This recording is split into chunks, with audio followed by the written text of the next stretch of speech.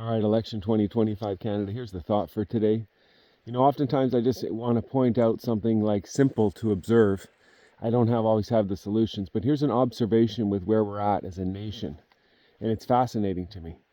There seems to be confusion and even division among us, and it shows up in families. It shows up where people can't talk or speak in the workplace freely, and it's showing up nationally. So I don't know what's behind all that, but here's the interesting observation. I got to live in Mongolia for 6 months, and Genghis Khan had the largest superpower under any ruler in the history of the world, the Mongolian Empire.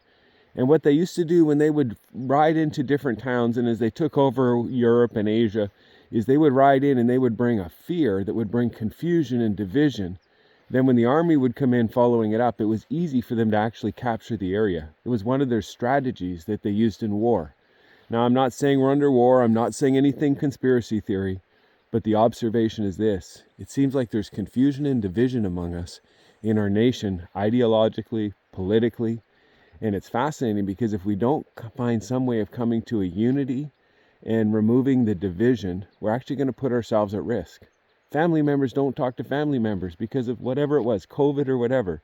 And it's going to happen continually unless we find a way to actually agree to some common priorities and learn to come together to work together. And just like a nation needs to do it, your family needs to do this. It shows up. We've all had to do this work, and businesses need to do that. There are times when there's confusion, and it can lead to division, and we need to find ways to come together. So there's my thought for today. Thanks for joining me. It's Paul Vermesh. Best wishes to you and our nation through 2025.